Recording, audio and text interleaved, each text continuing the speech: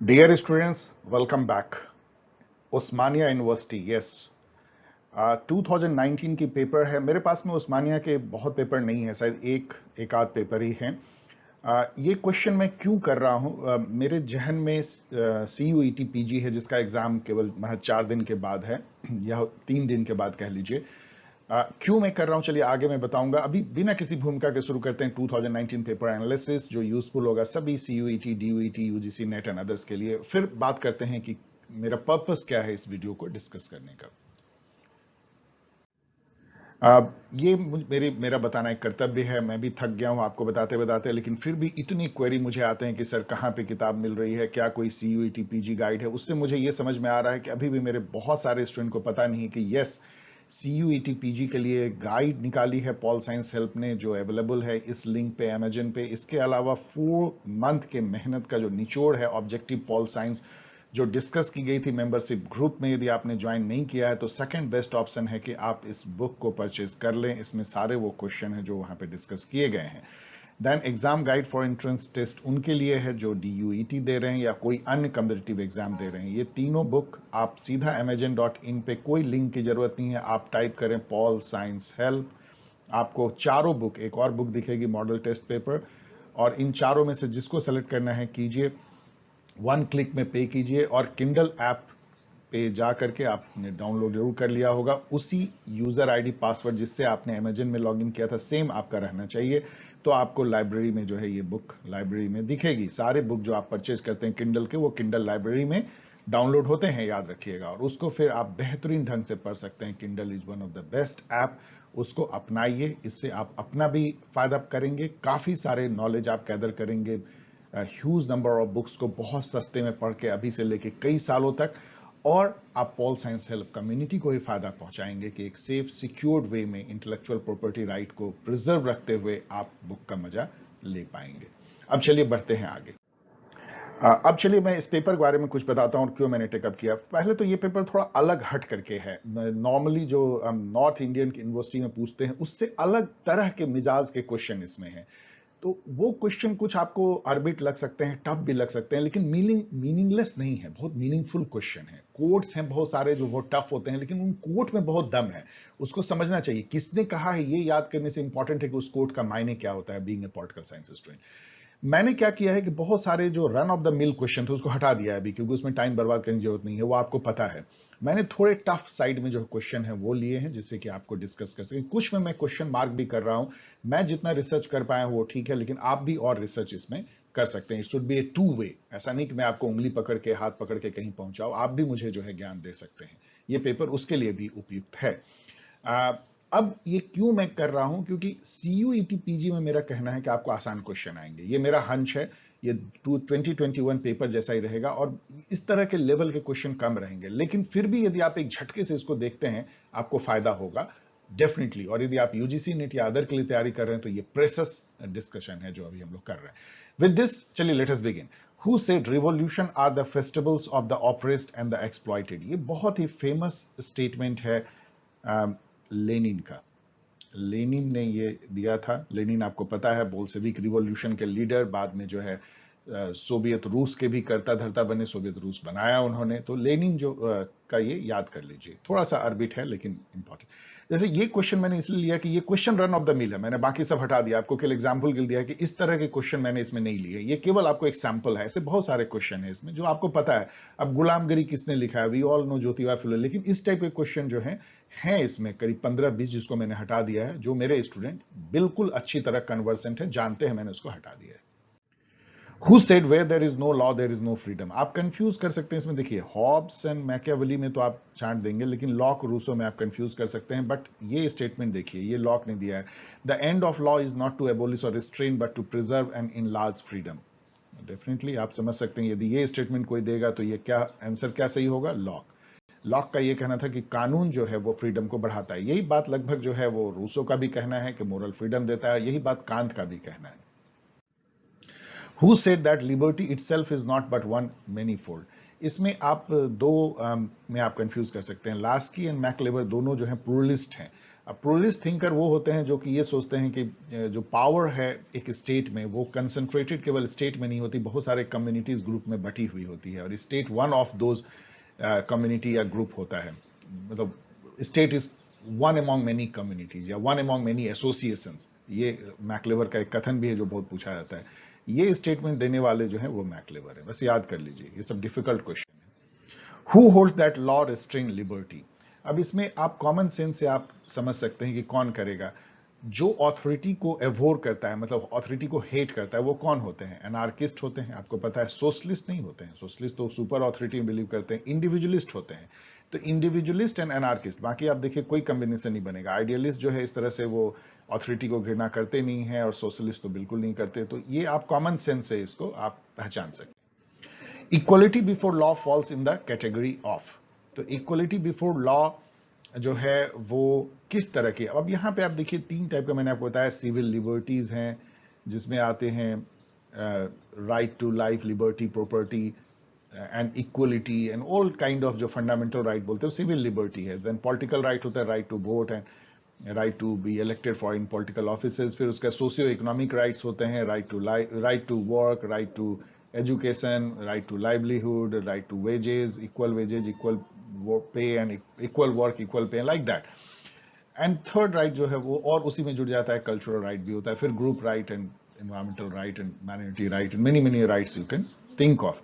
तो ये जो है सिविल इक्वलिटी के अंदर आएगा राइट, मतलब सिविल लिबर्टी से आप इसको पहचान सकते हैं। ये भी कॉमन सेंस क्वेश्चन है। यदि आप राइट्स का बंटवारा जानते हैं तो इक्वलिटी बिफोर लॉ जो राइट है वो सिविल इक्वलिटी कहलाएगा। Amendment to Indian constitution can be initiated by. आपको पता है कि कॉन्स्टिट्यूशन ये कहता है कि अमेंडमेंट की पावर पार्लियामेंट को है। पार्लियामेंट जो है सेंट्रल गवर्नमेंट का पार्ट है। मतलब ये जो मैं स्टेटमेंट दे रहा हूं सेंट्रल गवर्नमेंट का पार्ट है, वो बड़ा ही क्वालिफाइड स्टेटमेंट है। लेजिस्लेचर जो है गवर्नमेंट का पार्ट होता भी है, नहीं भी होता है, उससे सेपरेट भी होता है, लेकिन फिर भी सेंट्रल गवर्नमेंट जो है वो इनिशिएट करती है, ना कि पीपुल या पॉलिटिकल पार्टी या सेंटर एंड स्टेट। स्टेट को इनिशिएट करने का अधिकार नहीं है। पॉलिटिकल पार्टी जब तक कि शासन में ना हो तब तक वो नहीं कर पाते हैं। पीपुल को ये अधिकार हमारे यहाँ डायरेक्टली नहीं दिया गया है। स्विट्जरलैंड एंड अदर कुछ कंट्री में जहां की डायरेक्ट डेमोक्रेसी, वहां पीपुल कुछ इनिशिएट कर सकते हैं। What is the form of behaviouralist approach to political science? तो बिहेवियरल अप्रोच जो पॉलिटिकल साइंस का है, ये भी कॉमन सेंस क्वेश्चन है। ये किस बिहेवियर को वो स्टडी करते हैं? बिहेवियरलिस्ट का मतलब यह होता है कि फैक्ट्स एंड ऑब्जर्वेशन से पॉलिटिकल बिहेवियर को स्टडी करना और इंपेरिकल थ्योरी बनाना। तो इसलिए पॉलिटिकल बिहेवियर होगा। नेक्स्ट क्वेश्चन उसी से है, empirical theory banana. Facts and observation से पॉलिटिकल बिहेवियर को स्टडी करना और empirical theory banana, construction of empirical theory. ये तीनों बिल्कुल उससे अलग हैं, इसलिए ये भी आसानी से आप कॉमन सेंस से इन दोनों क्वेश्चन को हिट कर सकते हैं। Who wrote I am in full sense of the word an anarchist? तो ये जो डिक्लेयर करने वाले थे अपने को एनार्किस्ट, ये प्रोधन थे। प्रोधन के बारे में ये सब जो है एनार्किस्ट हैं। प्रोधन के बारे में 2 चीजें जान लीजिए। एक कि इन्होंने प्रॉपर्टी को थेफ्ट करार दे दिया था, प्रॉपर्टी एज थेफ्ट। इसी को थोड़ा सा ट्विक करके मार्क्स ने प्रॉफिट एज थेफ्ट का नारा दिया था। दूसरा, इन्होंने जो एक बुक लिखा है वो है फिलॉसफी ऑफ पोवर्टी, जो मार्क्स के एक बुक फिलॉसफी ऑफ पोवर्टी, जो मार्क्स के एक बुक पोवर्टी ऑफ फिलॉसफी से काफी जो है मिलता जुलता है। तो ये दोनों बुक जो है philosophy of poverty and poverty of philosophy, इसमें कंफ्यूज स्टूडेंट होते हैं, इसको ध्यान रखिएगा। प्रोधन ने क्या लिखा है? फिलॉसफी ऑफ पोवर्टी, और मार्क्स ने लिखा है poverty of philosophy. The ideology of fascism profess an organic unity of. देखिए, और यहां पे आप कंफ्यूज जो है नेशन फोर्स में तो करेंगे नहीं, नेशन सॉवरेंटी में नहीं करेंगे, आप इन दोनों में कंफ्यूज कर सकते हैं। लेकिन जरा आप गौर कीजिए कि फासिस्ट स्टेट को याद कीजिए, इटली या जर्मनी का, तो वो क्या करते हैं? फासिस्ट स्टेट जो है वो नेशन और स्टेट को को टर्मिनस बनाना चाहते हैं, मतलब एक बनाना चाहते हैं। एक स्टेट में एक ही नेशन हो, एक ही तरह के पीपुल हो, रेशियल प्यूरिटी हो। दूसरे नेशन है जैसे ज्यूइस हैं तो उनको हम निकाल बाहर करेंगे, एक्सटर्मिनेट कर देंगे, लाइक दैट। तो इसलिए नेशन और स्टेट को एक, वो ऐसा है, ये यदि नेशन का टेरिटरी है और ये स्टेट का, तो दोनों एक हो जाए। यही फासिस्ट स्टेट का, क्योंकि स्टेट को बहुत ऊपर ले जाते हैं। Nothing beyond the state, nothing away from state, everything in state. ये वाला स्टेट में भी फासिज्म का आपको याद होगा।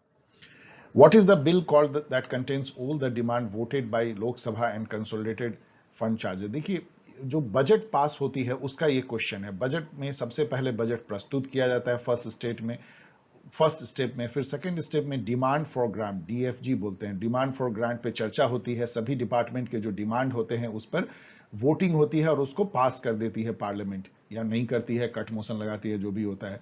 एंड थर्ड जो है ये होती है कि जितने भी नॉन वोटेड एक्सपेंडिचर हैं जो सीधे चार्ज कर दिए जाते हैं कंसोलिडेटेड फंड ऑफ इंडिया पे, सीएफआई पे, ये इन दोनों को मिला करके एक बिल बनाया जाता है जिसको पार्लियामेंट जब पास करती है तब एग्जीक्यूटिव को चाबी मिल जाती है खजाने की कि जो वोटेड हुए हैं एक्सपेंडिचर उसको वो खजाने से निकाल के खर्च कर सकती है।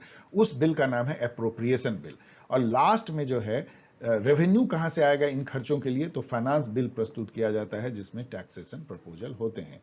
और ये सारे प्रोसेस को बजट कहते हैं, budget process. Which of the following article can not be suspended during national emergency. ये बहुत ही बेहद आसान लेकिन बहुत इंपॉर्टेंट क्वेश्चन है, मैंने इसलिए लिया है कि इसको मैं छोड़ नहीं पाया। ये है article 20 and 21, right to life, liberty से जुड़ा हुआ दोनों राइट है।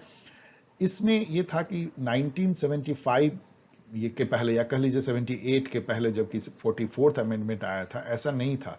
उस समय में प्रेसिडेंट आर्टिकल 359 के तहत कोई भी फंडामेंटल राइट को नेशनल इमरजेंसी में सस्पेंड कर सकते थे, कॉन्स्टिट्यूशन में कोई रक्षा उसकी नहीं थी। लेकिन एडीएम जबलपुर जो केस आया था उसमें ये बात उभर के आई कि अरे ये तो बहुत बड़ा लूप होल है कि इवन राइट टू लाइफ भी सस्पेंड हो जाती है। तो इसके चलते 44th अमेंडमेंट में ये प्रोविजन कर दिया गया कि अब नेशनल इमरजेंसी लगने पे आर्टिकल 2021 कभी भी बाधित नहीं होगी। Which one of the following acts report created the federal court of India. ये आप कॉमन सेंस से आप कर सकते हैं क्योंकि आपको पता है कि ये सब में फेडरलिज्म की बात नहीं थी। ये जो एक्ट था गवर्नमेंट ऑफ इंडिया एक्ट 1935, उसने फेडरल स्ट्रक्चर पहली बार इंडिया में लाने की प्रोविजन किया और एक फेडरल कोर्ट भी बनाया, इसने प्रोविंशियल ऑटोनॉमी भी दिया। वैसे ये भी जानना इंटरेस्टिंग है कि फेडरल जो पार्ट था इस कॉन्स्टिट्यूशन का वो कभी लागू हो नहीं पाया। Identify the state whose state assembly does not meet at place other than the state capital.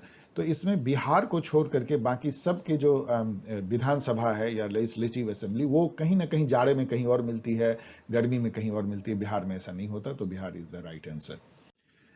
Who appoints inter-state council. इसमें इससे पहले कि इसका आंसर जानिए, ये क्वेश्चन हॉट है, इस बार आने की संभावना भी है क्योंकि अभी रिकंस्टिट्यूट हुई है। आर्टिकल 363 में इंटर-स्टेट काउंसिल का जिक्र है। 1990 में पहली बार इंडिया में इसको बनाया गया। इसको बनाते जो है मतलब कंस्टिट्यूट जो है प्रेसिडेंट ऑफ इंडिया करते हैं, जो इसका आंसर है। और अभी हाल में इसको जो है रिकंस्टिट्यूट किया गया है। पीएम जो होते हैं ये एक्स ऑफिसियो चेयरपर्सन होते हैं इंटर-स्टेट काउंसिल के। इसका काम होता है कि स्टेट्स के बीच में और सेंटर स्टेट के बीच में सौहार्दपूर्ण वातावरण बना रहे, cooperative federalism. Who said all the power which have had and have authority over men are states and are either republics or monarchies। तो स्टेट को दो पार्ट में बांटा, या तो रिपब्लिक स्टेट होंगे, रिपब्लिकन या मोनार्कीज। ये आप गेस कर सकते हैं, कौटिल्य इस टाइप की बात करेंगे नहीं। हॉब्स जो है हमेशा मोनार्किज्म, एब्सोल्यूट मोनार्किज्म वो देखते हैं। लेविथन आप याद कीजिए, बोदिन भी एब्सोल्यूट सॉवरेनिटी की बात करते हैं, तो मोनार्किज्म देखेंगे, वो रिपब्लिकन नहीं देखेंगे। तो एक मैकियावेली बच जाता है जिन्होंने रिपब्लिकनिज्म पे काफी काम किया है डिस्कोर्स ऑन लिवी में, और उनका प्रेफरेंस भी जो है वो रिपब्लिकनिज्म के तरफ था मोनार्की के ऊपर। The state is a society organised by established government. अब ये बहुत ही अर्बिट क्वेश्चन है, लेकिन ये सेंटेंस बहुत प्यारा इसलिए मैंने लिया। The state is a society, ये खुद एक पॉलिटिकल कम्युनिटी है, सोसाइटी है, सिविल सोसाइटी है, लॉक का याद कीजिए, which is organised by established government. तो ये कहता है कि पहले गवर्नमेंट बनती है और फिर वो एक सोसाइटी क्रिएट करती है जो कि स्टेट है, पॉलिटिकल सोसाइटी। उल्टा ये कहने वाले जो हैं प्रोफेसर सीली हैं, लेकिन मैं क्वेश्चन मार्क कर रहा हूं। मैं जो खोज पाया हूं, प्रोफेसर सीली का बहुत सारा कथन जो है like liberty is opposite to over government, इस टाइप के बातें उनकी काफी पूछी जाती हैं। प्रोफेसर सीली के जो कोट हैं वो देख लीजिएगा, ऑर्बिट होते हैं। लास्की जो है वो प्लूरलिस्ट हैं, ये ध्यान रखिएगा, थोड़े लेफ्ट ओरिएंटेड। और बार्कर जो हैं ये टीएच ग्रीन के शिष्य थे, जिन्होंने कि जेएस मिल को प्रॉफिट ऑफ एम्प्टी लिबर्टी कहा था, तो थोड़ा ध्यान रखिएगा। Who among the following made the state a moral institution with a moral end? आप इसमें मिल और एरिस्टोटल में कंफ्यूज करेंगे, क्योंकि एरिस्टोटल भी इसी टाइप की इंस्टीट्यूशन को देखते हैं, एक मोरल इंस्टीट्यूशन। लेकिन ये बेस ज्यादा इसमें सही ये है कि मिल ने काफी खुल करके ये कहा था कि state is A moral institution with A moral and, जिसका एंड जो है वो हैप्पीनेस ना होके लिबर्टी है। मतलब एंड जो स्टेट को जो इंश्योर करना है वो अपने सिटीजन की लिबर्टी को करना है। ये भी क्वेश्चन पूछा जाता है कि end of the state is not happiness but, मतलब यूटिलिटेरियन स्टेट का एंड जो है हैप्पीनेस ना होके लिबर्टी है, JS mill. Which among the following is true about lock. तो इसमें आप देखिए, आप कंफ्यूज कर सकते हैं, ये तो आप कंफ्यूज नहीं करेंगे। Right to life is not equal to all, ये बिल्कुल उनका था कि सबको इक्वल स्टेट ऑफ नेचर में है। State of nature is pre social, नहीं, ये ध्यान दीजिए, इनका कहना था कि स्टेट ऑफ नेचर एक तरह का सोशल है, क्योंकि God given sense of reason है, और उससे हम जो है नेचुरल लॉ को फॉलो करके बिना किसी हायर पॉलिटिकल अथॉरिटी के भी सोसिएबल वे में अपना जीवन चला सकते हैं। ये लॉ का कहना था। सोसाइटी इज इंपॉर्टेंट, ये नहीं इंडिविजुअलिज्म के समर्थक थे। तो human actions are directed by reason given by God. Who observed, whoso gives himself to all gives himself to none. It's a very famous quote. ये जनरल विल के case में जो है रूसो कहते हैं, आप इसको मेरे वीडियो में भी पढ़ सकते हैं। इसका मीनिंग ये होता है कि यदि आप दूसरे के बारे में सोचते हैं, अल्ट्रुइस्ट विजन रखते हैं, और उससे एक जो है कॉमन लॉ आप बनाते हैं, इसको जनरल विल से फ्लो करती है, तो आप किसी को ओबे नहीं करते, अपने हायर सेल्फ को ओबे करते हैं उस लॉ को मानने से। मतलब आपने यदि अपने को सर्वस्व उस कॉमन गुड के लिए समर्पित कर दिया, तो आपने अपने को किसी को नहीं दिया। This is a kind of thing he want to say. The problem of good government is largely one of proper relationship between legal and ultimate political sovereignty. ये क्वेश्चन को डिस्कस करने के लिए से पहले मैं कहूंगा, मतलब इसके आंसर को देखने से पहले ये समझिए कि लीगल सॉवरेंटी और पॉलिटिकल सॉवरेंटी में क्या फर्क होता है। ये कई थिंकर, जिसमें कि यहां पे तो नहीं है, ऑस्टिन ने इस पे काफी काम किया है। लीगल सॉवरेंटी वो है जो लॉ के अनुसार सॉवरेन, जहां से सुप्रीम लॉ जो है वो फ्लो करती है। जैसे इंडिया में कॉन्स्टिट्यूशन जो है वो लीगल सॉवरेन है, उससे बड़ा कोई सॉवरेन डॉक्यूमेंट नहीं है, उसी से सब फ्लो करता है, और सुप्रीम कोर्ट उसका जो है एक तरह का इंटरप्रेटर है उस लीगल सॉवरेनिटी का। लेकिन जो पॉलिटिकल सॉवरेनिटी है, जो उससे भी बड़ा सॉवरेनिटी होती है, वो पीपल में निहित है इंडिया में, जिसको पार्लियामेंट रिप्रेजेंट करती है। यहां ये भी आपको समझना चाहिए कि पॉलिटिकल सॉवरेन जो है वो लीगल सॉवरेन के ऊपर होता है। लीगल सॉवरेन को सर झुकाना पड़ता है पॉलिटिकल सॉवरेन के सामने। तीसरी बात यह है कि दोनों सॉवरेन जो होते हैं उसमें एक हार्मोनियस रिलेशन होना चाहिए, नहीं तो वहां की पॉलिटी जो है बहुत ही मडल्ड हो जाएगी। तो ये कहने वाले जो हैं, अब यहां पे देखिए कौन कह रहे हैं, मतलब मैंने जो देखा है वो गेटल कहते हैं। अब ये बड़ा ही कंफ्यूजिंग, गेटल के बारे में थोड़ा बहुत पढ़ सकते हैं, इन्होंने इस तरह की बातें कही है, लेकिन ये अर्बिट क्वेश्चन है। मैंने इसलिए केवल रखा था कि आपको political sovereign and legal sovereign के बीच का अंतर बता सकूं और एग्जाम्पल दे सकूं जो पूछा जाता है। Who said the best state is what which is nearest in virtue to the individual? ये कॉमन सेंस से आप कर सकते हैं। यदि आपको ये कथन याद है कि state is individual writ large, मतलब कि एक इंडिविजुअल को विशाल रूप कर दो, जैसे कृष्ण भगवान का विराट रूप तो आपको पूरी ब्रह्मांड दिखी थी, उसी तरह एक इंडिविजुअल को विशाल कर दो, उसके छाती को खोल दो, तो उसके छाती के अंदर में आपको 3 खाने दिखेंगे। उसमें एक में आपको विजडम दिखेगा, दूसरे में स्पिरिट, तीसरे में एपेटाइट, और आप वो स्टेट के जैसा दिखेगा। जो विजडम है वो फिलोसफर किंग क्लास होगा, स्पिरिट जो है soldier class, and appetite producer class. तो इंडिविजुअल ही बड़ा होकर के स्टेट हो जाता है। तो ये कहने सब वाले जो हैं प्लेटो हैं, इसलिए ये स्टेटमेंट उन्हीं को एट्रीब्यूट किया जाता है। कॉमन सेंस से आप कर सकते हैं, यदि आपको ये बात पता हो कि state is individual writ large, Plato, sorry state, पिछले में बोल रहा हूं, state is individual writ large, yes. One supreme condition of mental and moral progress is, ये मिल इस तरह से कहते हैं कि यदि आपको मेंटल मोरल प्रोग्रेस आपको करना है तो आपको right to freedom of thought चाहिए। मतलब आप यदि सोच सको, सोच पे कोई पहरा ना हो, बंधन ना हो, और उसको आप एक्सप्रेस कर सको, उस पर भी कोई पहरा बंधन ना हो, तो वो कंट्री प्रोग्रेस करेगा, क्योंकि मेंटल प्रोग्रेस इंडिविजुअल का होगा। Which is product of right, मतलब राइट का क्या परिणाम निकलेगा? Liberty, of course. उसे आप और इस पर डिस्कस कर सकते हैं। The basic core of democracy क्या है? इक्वलिटी, सब बराबर हैं, इससे और कुछ नहीं है। Equality, rule of law, equality.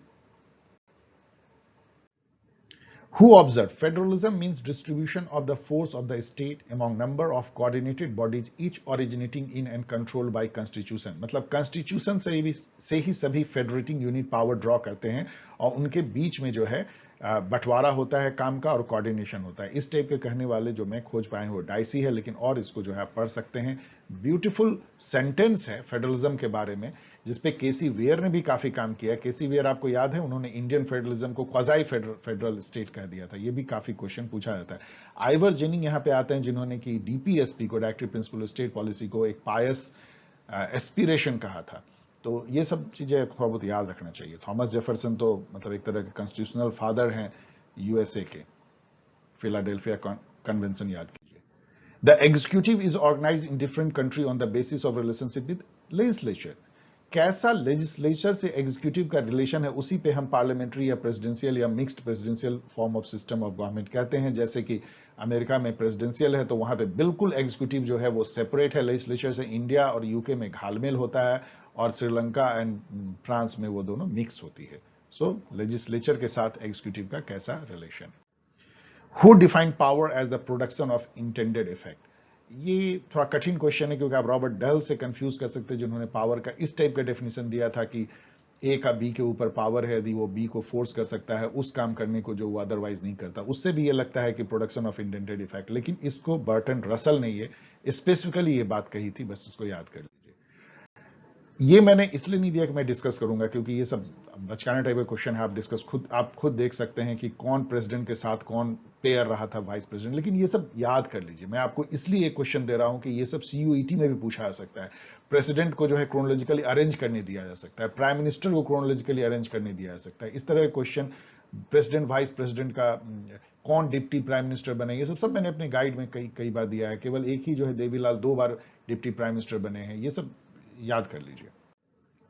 जैसे ये क्वेश्चन, अब आप देख सकते हैं कि कौन पहले बने होंगे। तो पहले जो है चरण सिंह सबसे पहले बने, फिर चंद्रशेखर बने, फिर उसके बाद देवगौड़ा बने गुजरात। इस टाइप आ सकता है आपको अरेंज करने, प्राइम मिनिस्टर प्रेसिडेंट को। Election of vice president subject of, मतलब बड़ा क्यूरियस क्वेश्चन है, छिपा हुआ है। 11th अमेंडमेंट ऑफ कॉन्स्टिट्यूशन जो मैं देख पाया हूं, वैसे मैं मेमोरी से बोल रहा हूं, इसको थोड़ा सा एक बार और देख लीजिएगा। तो 11th अमेंडमेंट ऑफ कॉन्स्टिट्यूशन में वाइस प्रेसिडेंट के इलेक्शन की बातें हैं। लेकिन यहां इससे भी ज्यादा ये जानना इंपॉर्टेंट है कि इसमें क्या प्रोविजन किया गया था इस अमेंडमेंट में। इसमें यह था कि इससे पहले, ये मुझे लगता है 62 में लगभग आई थी। इससे पहले जो वाइस प्रेसिडेंट का इलेक्शन होता था वो ज्वाइंट सिटिंग पार्लियामेंट की होती थी। उसमें वो एक सीधा सीधा इलेक्शन होता था। उसको जो है एक तरह का वोटिंग दे करके जो है कर दिया गया कि सभी जो मेंबर है nominated and elected both Rajya Sabha and Lok Sabha, वो proportional representation with single transferable vote, इस मेथड से वोट करेंगे और चुनाव होगा। ये मैं मेमोरी से बोल रहा हूं, चेक कर लीजिएगा 11th है या 13th है, लेकिन मुझे लग रहा है 11th ही है। मैं क्वेश्चन मार्क कर रहा हूं। The demand for an Indian Constituent Assembly was raised for the first time by M.N. Roy 1934 में। जस्ट याद कर लीजिए, इस पे डिस्कस क्या करना है। Who compared the adoption of Indian Constitution by members of the Constituent Assembly with the Philadelphia Convention? ये क्वेश्चन मैंने इसलिए दिया कि आप फिलाडेल्फिया कन्वेंशन के बारे में जान सके, नॉट कि ये किसने कहा है, क्योंकि तो मुझे भी पता नहीं और मैं खोज भी नहीं पाया हूं। आपके लिए क्वेश्चन भी छोड़ रहा हूं। लेकिन फिलाडेल्फिया कन्वेंशन जो है 1787 ईयर देख लीजिएगा, वो कन्वेंशन था जहां यूएस का कॉन्स्टिट्यूशन अडॉप्ट हुआ था, जो दुनिया के वन ऑफ द बेहतरीन कॉन्स्टिट्यूशन है।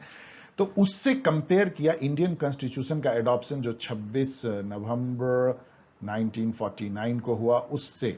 अब इन्होंने, मैं यदि मुझे गेस करने दिया था तो शायद मैं आइवर जेनिंग पे जाता, क्योंकि उन्होंने इस तरह की काफी बातें की हैं, लेकिन मैं नहीं खोज पाया हूं। मैंने कोशिश जरूर की है, आप इसको खोजिए। Which justice does preamble to Indian constitution speaks of. तो प्रियम्बल का एक एक वर्ड याद कर लीजिए, छोटा सा है, 5 मिनट में आप एक बार पढ़ सकते हैं। आप 5 बार पढ़ लीजिए, आधा घंटा दे दीजिए, उससे कई क्वेश्चन पूछे जाएंगे। तो उसमें 3 टाइप के जस्टिस की बात है, जस्टिस, सोशल, इकोनॉमिक, पॉलिटिकल। यहां जैसे कि इस तरह क्वेश्चन पूछाएंगे। इक्वलिटी कितने तरह का प्रेम्बल देता है? 2 तरह का, equality of status and opportunity. इसी तरह की बातें उसमें भी देख लीजिए, राइट किस किस तरह के देता है। How many subjects were transferred from state list to concurrent list through 42nd constitutional amendment. ये जो है इंदिरा गांधी लेके आई थी 1976 में। कई लोग इसको मिनी कॉन्स्टिट्यूशन कहते हैं। उसमें सेंटर को मजबूत किया गया, स्टेट को कमजोर किया गया। स्टेट लिस्ट से 5 सब्जेक्ट ये निकाल करके कंकरेंट लिस्ट में डाल दिया गया, education, forest and weights and measure, protection of wild element and ये पढ़ लीजिए। इससे जो है स्टेट लिस्ट में 61 बच गए 66 से, और कंकरेंट लिस्ट बढ़ गए, शायद 71 हो गया, देख लीजिएगा। 9th schedule was inserted in the constitution through. ये क्वेश्चन बहुत आसान है, लेकिन मैंने इसलिए लिया run of the mill question क्योंकि ये आने वाला क्वेश्चन है। 9th शेड्यूल जो है फर्स्ट अमेंडमेंट में, जो कि 1951 में हुआ था, नेहरू जी लेके आए थे कॉन्स्टिट्यूशन बनने के कुछ ही दिन बाद। उसमें 2 चीजें मेजर डाली गई थी, उससे तो बहुत चीजें उसमें डाली गई थी। फर्स्ट अमेंडमेंट में 9th शेड्यूल डाला गया, जो जितने भी लैंड रिफॉर्म के एक्ट थे उसको उसमें डाल दिया गया। और सेकेंड जो है उसमें राइट टू जो फ्रीडम है 19(2) के तहत, उसमें रीजनेबल रेस्ट्रिक्शन भी बहुत सारे लगा दिए गए। In which state emergency under article 356 was impose for the first time. पहली बार जो इमरजेंसी इंपोज हुआ वो पंजाब में हो गया था 51 में ही, उस समय पेप्सू कहलाता था। सेकंड जो है वो केरला में 1959 में हुआ था, जहां कम्युनिस्ट गवर्नमेंट को गिराने के लिए इसका यूज किया गया था। Which commission recommended abolition of all India services? ये आप कॉमन सेंस से गेस कर सकते हैं। कोई भी कमीशन जो सेंटर स्टेट पे, जो सेंट्रल गवर्नमेंट नियुक्त करेगी, लाइक सरकारिया हो, मुंशी कमीशन हो, सेकंड एडमिनिस्ट्रेटिव रिफॉर्म कमीशन, इन सब में कभी ऐसा नहीं हुआ कि ऑल इंडिया सर्विस को एबोलिश कर दे। इस टाइप के नहीं कहेंगे, क्योंकि वो सेंट्रल गवर्नमेंट की सर्विस है। सरकारिया कमीशन 1983 में बाय द वे आती है, पुंछी कमीशन 2007 में, और ये 2005 से 6 के बीच में इसको और दिया गया था, और ये 2009 तक इनकी रिकमेंडेशन 15 रिपोर्ट के फॉर्म में आती रही थी। इसके जो चेयरपर्सन है वो वीरप्पा मोइली हैं, ये भी पूछा जाता है। राजमनार कमीशन जो है 1969 में बनती है। डीएमके गवर्नमेंट जो मद्रास की या तमिलनाडु का, वो इसको बनाती है। तो चूंकि ये स्टेट की गवर्नमेंट थी और स्टेट के लिए हमेशा न्यूसेंस जो है ऑल इंडिया सर्विस है, इसीलिए यही इसमें सही है, इन्होंने इसको एबोलिश करने की सिफारिश की थी। Which of the following state do not have Panchayati Raj system? अब ये कंफ्यूजन हो सकता है, क्योंकि आप कंफ्यूज करेंगे कि 6 शेड्यूल स्टेट जो हैं ये हैं, तो इसमें पंचायती राज नहीं होगा। लेकिन इसमें कुछ एरियाज हैं, जैसे कुछ एरियाज जो हैं वो 6 शेड्यूल में हैं, त्रिपुरा में भी कुछ एरिया हैं। तो आप देखेंगे तो पूरा जो ट्राइबल स्टेट है, नागालैंड है, यहां भी नहीं है।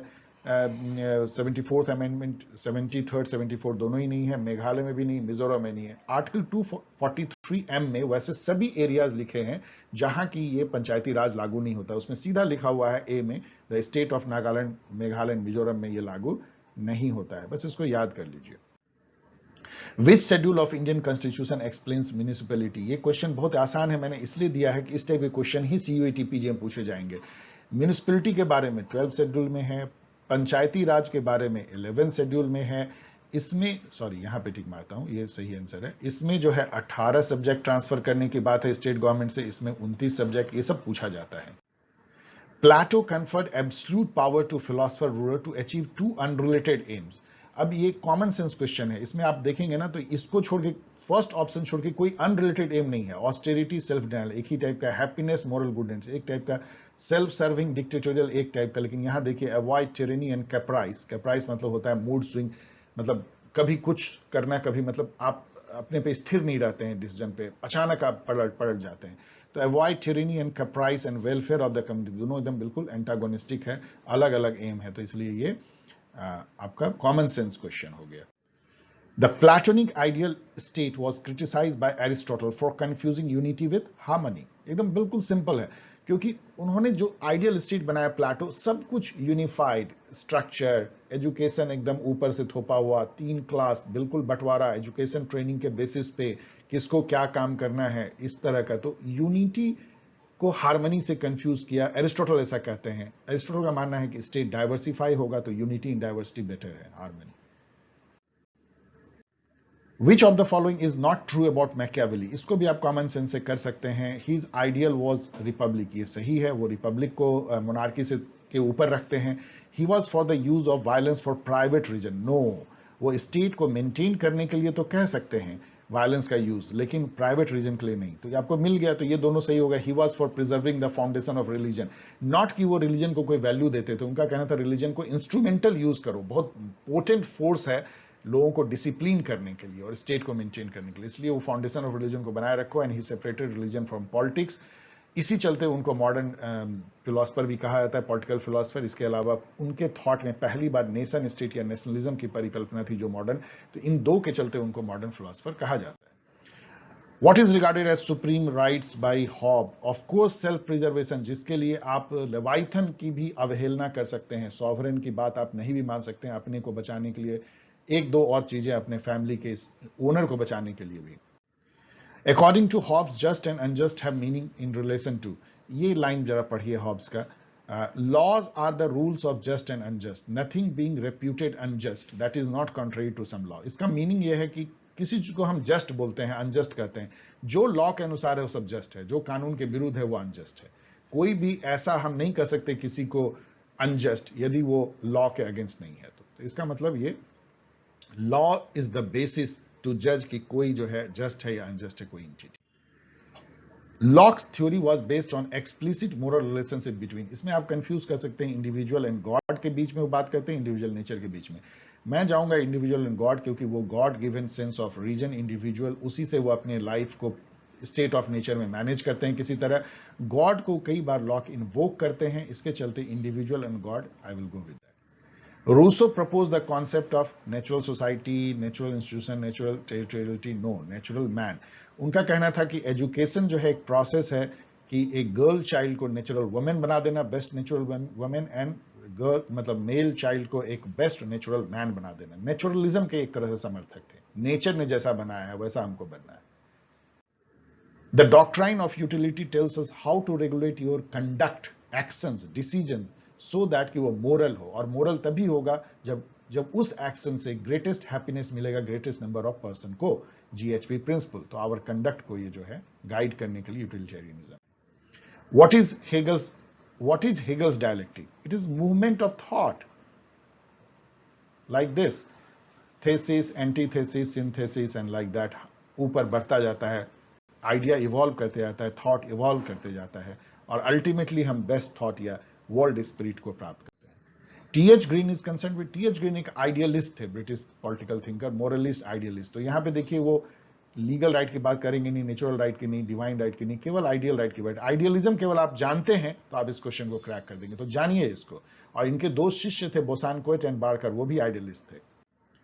B R. Ambedkar principle of socialism जो है वो क्या है? One man one value, not one man one vote. ये तो पॉलिटिकल इक्वलिटी है, लेकिन वन मैन वन वैल्यू जो है वो एक तरह सोशलिज्म था for Ambedkar. In whose estimation the only key to the solution of world's problem and India's problem is socialism. इसको भी आप गेस कर सकते हैं, गांधी जी इस तरह से सोशलिज्म के कभी समर्थक नहीं होंगे। वो तो इवन ट्रस्टीशिप आप उनका याद कीजिए, वो कैपिटलिज्म को भी एक तरह से टॉलरेट करते थे, तो गांधी नहीं होंगे। फूले को आप छोड़ दीजिए, वो बैकवर्ड क्लास मूवमेंट चलाते थे। इन दोनों में कह सकते हैं, लेकिन अंबेडकर इस टाइप की बातें नहीं करेंगे, क्योंकि वो इंडिया के प्रॉब्लम के कर्ता धर्ता नहीं थे, उनको ऐसा मौका नहीं मिला, वो लॉ मिनिस्टर थे। जवाहरलाल नेहरू जो है वो काफी सोशलिज्म से प्रभावित थे, तो आप सोच सकते हैं कि जवाहरलाल नेहरू ने ही कहा होगा, यही इसका सही आंसर है। गांधीज अहिंसा in its positive connotation was based on, तो अहिंसा जो है नॉन वायलेंस, वो बेसिकली मोरल फोर्स था, तो हाईएस्ट मोरल वैल्यू को डिनोट करता है। ये बहुत ही कॉमन सेंस से आप इसको कर सकते हैं। आप ना तो रिलीजियस वैल्यू होगा, ना कल्चरल, ना सोशल वैल्यू। इसी तरह इनका सत्याग्रह जो है वो सोल फोर्स है, ये कई जगह मैंने कहा है, ये सबको आप सीधा देख के टिक कर सकते हैं। So okay dear student, I hope कि ये वीडियो को यदि आप तेजी से देखेंगे तो आपको सीयूईटी यूजी में भी हेल्प होगा। मैंने कई चीजें एक्स्ट्रा आपको इसलिए बताने की कोशिश की है। अन्य एग्जाम के लिए तो बहुत ही प्रेसस जो है इसमें डिस्कशन है। उस्मानिया इज नोन फॉर, उस्मानिया, हैदराबाद, केरला, कालीकट, ये सब बहुत अच्छे क्वेश्चन मुझे लगते हैं। साउथ और नॉर्थ इंडिया में यहां भी डिवाइड है। नॉर्थ इंडियन थोड़े ज्यादा ऑर्बिट क्वेश्चन मुझे लगता है, और थोड़ी गलतियां भी ज्यादा करते हैं। South Indian like always question भी ठीक से उन्होंने सेट किया, और कुछ एरर भी कम इसमें रहते हैं, तो आप इसका फायदा उठाइए। और बहुत जल्द जो है एक और वीडियो में लाऊंगा पास्ट ईयर पेपर, इस बार दिल्ली यूनिवर्सिटी का करेंगे क्योंकि बहुत डिमांड इसके हैं, तो एक पेपर उसका हम एनालाइज करेंगे सीयूईटी के पहले, और एक लास्ट मिनट टिप वीडियो भी लाने की मैं कोशिश करूंगा, मैं वादा नहीं करता हूं। ये दो आपको जो है सीयूईटी पीजी के लिए मिलेगा। कूल कॉन्फिडेंट रह के तैयारी कीजिए, बिल्कुल घबराइए मत, एग्जामिनेशन बहुत करीब है, ऐसे में रिलैक्स कीजिए। बाय।